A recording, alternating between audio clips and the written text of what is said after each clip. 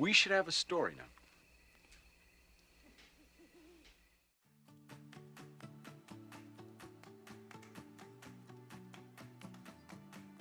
Number 10, Irving and Rosalyn Rosenfeld.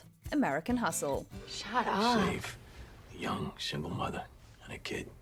I marry her, I adopt them. You fell in love. Don't you dare forget that part. We fell madly in love. Yes, I fell in love. My God, I fell in love. But you know what? I thought you were mysterious like my mother until it turned out the mysterious just meant depressed, all right? In American Hustle, Christian Bale and Jennifer Lawrence's performances are so over the top, it's hard to believe they have any basis in reality. But David O. Russell's film is based on a real-life scandal called the Abscam Operation.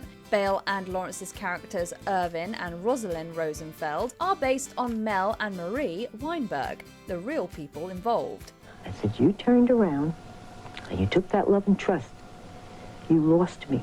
One day, you're going to want me, or you're going to miss what you had. For legal reasons, the filmmakers changed the characters' names and their appearances, of course. But apparently, the relationship dynamic between Irving and Rosalyn is loosely lifted from the real-life couple. You told me that you wanted me to find a nice, quiet man! Oh, I want He's the one! doozy you picked. Oh, you had that. He's the most dangerous guy ever.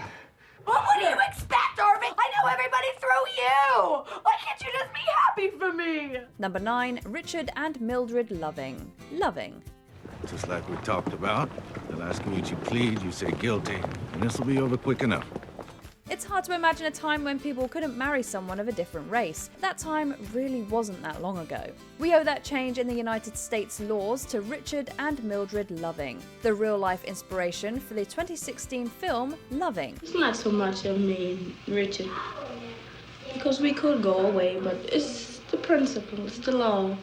I don't think it's right. In 1967, the couple was a part of the famous Loving versus Virginia case that ended with the Supreme Court calling laws that prohibited interracial marriage unconstitutional. Although Richard died tragically young not too long after the ruling, Mildred and Richard's love story endures on. We couldn't imagine a better last name for them both. Several southern states have already announced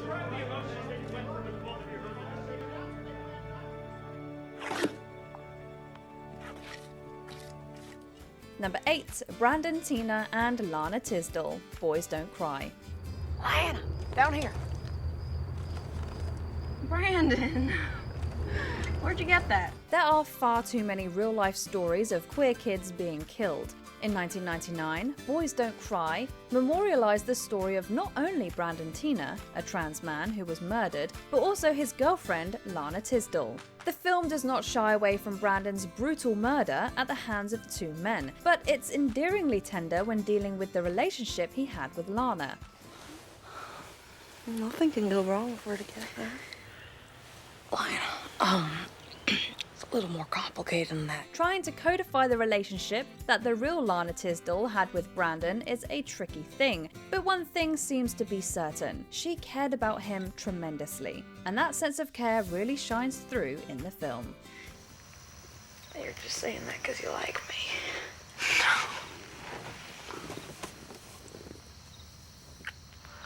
Number 7, Charlie Lang and Yvonne Biasi. It Could Happen to You. Honestly, we wish that we could be this real-life couple.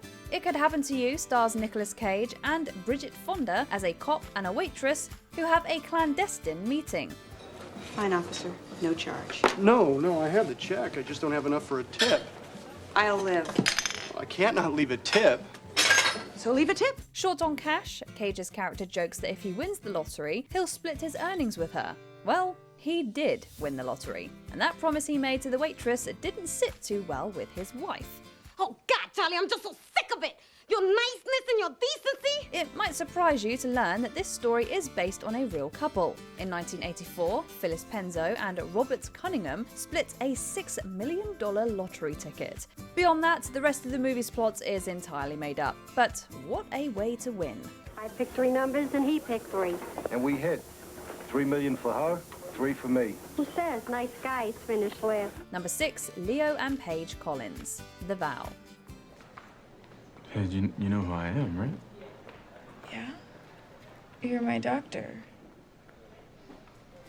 Can you imagine your partner suddenly forgetting all about your marriage after suffering a traumatic brain injury in a car accident? Neither can we, and for a long time we thought 2012's The Vow was a fictional story about a fictional couple. But it turns out that this terrible thing actually happened to a real couple in real life. Did you even know what a husband was? I had no idea, and at first when they asked me who my husband was, I said, I'm not married. The movie is based on a book written by Kim and Cricket Carpenter about Kim's struggle with amnesia, which caused her to forget cricket. In the movie, the couple is able to come back to each other, but in real life, the Carpenters divorced in 2018. How did you find out that he had an affair? I just figured it out. It was shocking and surprising to me because we were so committed to each other and to the vow. We can't all have a fairy tale ending. Number 5, Sam Rothstein and Ginger McKenna, Casino. If we were going to be involved in casino crime, this is the couple we would like to be. Well, at least at the beginning of the movie. The end, not so much. I want you out of here! I want you out of here! I want you out of here! Casino is based on the life of Frank Rosenthal, a man who ran a series of casinos in Las Vegas for the Chicago mob throughout the 70s. In the movie, Frank's name has been changed to Sam Ace Rothstein, and his romantic interest Jerry McGee's name has been changed to Ginger. Who didn't want Ginger? She was one of the best known, best liked, and most respected hustlers in town. Ace and Ginger have a terrifying, tumultuous relationship that eventually turns incredibly violent. Robert De Niro and Sharon Stone bring passion and intense chemistry to the characters. You're gonna be sorry if you don't Don't stop you that. threaten me! Don't you threaten me! Number 4, Karen Blixen and Dennis Finch Hatton, Out of Africa.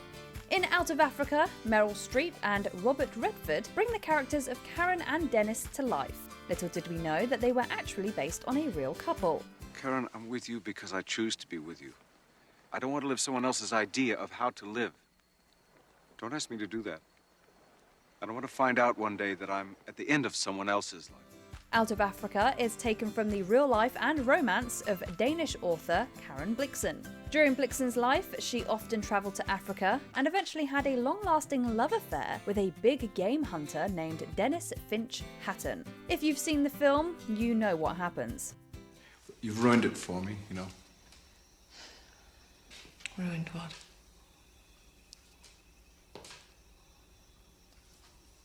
Being alone. Their love is passionate and all-consuming, but eventually ends because of what they can't give each other. It feels so right out of a film, it's hard to believe something this romantic happened to real people. He brought us joy, and we loved him well. He was not ours. Number 3, Stephen J. Russell and Philip Morris. I Love You, Philip Morris. I want to protect you. I want to make a life with you, Philip. Get me out of here. I Love You, Philip Morris is a little-seen film, so it makes sense that not many people know the real story behind it. The film stars Jim Carrey as Stephen J. Russell, a con artist who falls in love with a man named Philip Morris while he is in prison.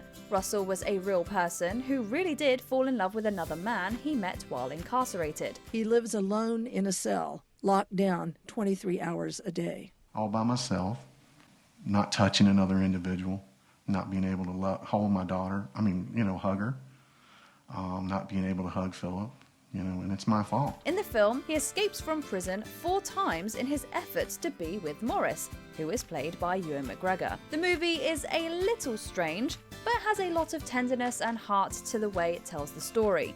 Oh. Yeah, well, he was a nice guy. I imitated him for a little while anyway. You can't help but root for those 2 crazy kids to make it. I just want you to be happy, baby. You're cutting off my ear. Wait a minute. Oh. Shh. Number 2, Kumail Nanjiani and Emily V. Gordon, The Big Sick.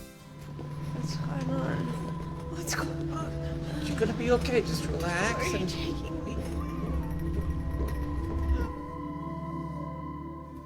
A medically induced coma isn't necessarily the perfect fairy tale start to a romance, but we have to take life as it comes at us. The Big Sick was written by Kumail Nanjiani and his wife, Emily Gordon, and chronicles the real-life start to their relationship. I think you realizing, oh, I'm going to need extra help with this, because it's just because you've lived through it doesn't mean you're the best person. You're right, to I do am it. really cool. What a professional. You're like a really good actor. When the two characters based on the pair meet in the film, they briefly date but then break up because of cultural differences they can't reconcile. But when Emily falls ill and must go into a medically induced coma, Kumail has to step up and deal with more important issues. The film is incredibly heartfelt and tells a story that we can't believe is real. Here to see someone?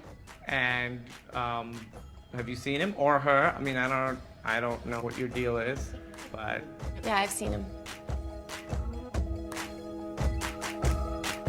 Number 1, Allie Hamilton and Noah Calhoun, The Notebook. It was real, wasn't it? You and me. Such a long time ago, we were just a couple of kids. That's right, the couple from The Notebook didn't just pop up out of Nicholas Sparks' head. Allie Hamilton and Noah Calhoun are actually based on real people. According to Sparks, who wrote the 1996 book that the film is based on, he was inspired to write Noah and Allie because of his wife's grandparents. You know, I remember seeing how much they cared for each other toward the end of their life, and it was a story that moved me. We don't know their names, but according to Sparks, the two had been married for more than 60 years by the time that he had met them. After getting to know them, the blueprints for Noah and Allie's love story sprung into his head and eventually enchanted millions of people. It wasn't over. It still isn't over. What other real-life couples made a great transition to the screen? Share in the comments below.